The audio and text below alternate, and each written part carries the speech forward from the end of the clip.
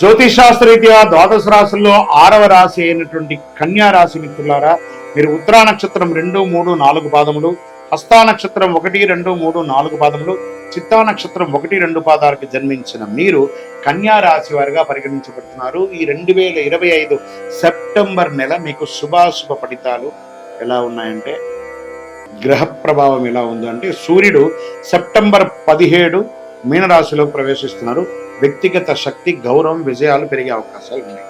బుధుడు మీ రాశిలో బలంగా ఉండడం వల్ల జ్ఞానం, వాణిజ్యం, కమ్యూనికేషన్ పురోగతి ఉంటుందని చెప్పడం జరుగుతుంది. శుక్రుడు సింహంలో ఉండడం వల్ల గోప్యమైనటువంటి సంబంధాలు, ఆంతరంగిక సుఖాలు కూడా పొందే అవకాశాలు బాగా ఉన్నాయని చెప్పచ్చు. కుజుడు కర్కాటక రాశిలోను సింహంలోనూ ఉండడం వల్ల మిత్రుల సహకారం పొందే అవకాశాలు ఎక్కువ ఉన్నాయి. గురుడు మిథునంలో మీ యొక్క కెరియర్కి సంబంధించి అభివృద్ధి, ప్రమోషన్స్ లాంటివి ఇస్తుంటారు.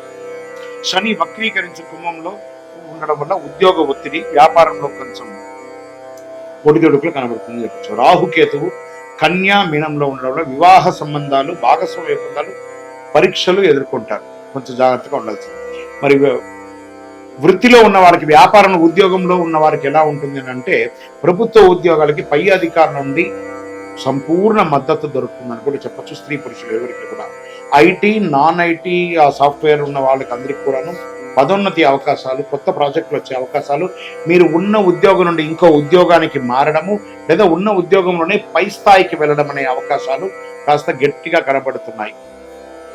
వ్యవసాయ పంటలు చాలా అనుకూలంగా ఉందని కూడా చెప్పచ్చు. వ్యాపారస్తులకి మంచి జాక్పాట్ కాలం అని కూడా చెప్పచ్చు. ఈ యొక్క సెప్టెంబర్ నెల చాలా చక్కగా వ్యాపారాలు జరుగుతుంది. కన్యా రాశి వారికి చాలా అద్భుతంగా ఉంటుంది. కొత్త ప్రయోగాలు మీరు ఏమైనా చేయాలనుకున్నా కూడా ఇది ఇండస్ట్రీస్, మ్యానుఫ్యాక్చరింగ్ యూనివర్సిటీ వాళ్ళకు ఉన్న వాళ్ళకందరికీ కూడా, ఎఫ్ఎన్జి వ్యాపారస్తులకు కూడా ఇది చాలా వస్తుంది. ఇక్కడ వస్త్ర, స్వర్ణ ఆభరణ వ్యాపారస్తులు కూడా ఇది చాలా మంచి సమయం అని కూడా చెప్పచ్చు. సర్వీస్ సెక్టార్లో ఉన్నటువంటి ఉద్యోగస్తులు, పోలీస్ కానీ, డిఫెన్స్ కానీ, అడ్వకేట్స్, డాక్టర్స్, ఇలాంటి రీసెర్చ్ చేసేవాళ్ళు, సైంటిస్టులకి, వీళ్ళకందరికీ ఇది ఒక మంచి సమయం అని కూడా చెప్పచ్చు. రియల్ ఎస్టేట్లో కాస్త అనుకూలత కనబడుతుంది. షేర్ మార్కెట్లో ఊహాజనితాలని మానుకోండి, ప్రాక్టికల్గా ట్రేడ్ చేయండి, అది మంచిదని కూడా చెప్పచ్చు. భార్య భర్తల మధ్య కుటుంబంలో అపోహాలన్నీ తొలగిపోయి ఆనందంగా ఉంటారు.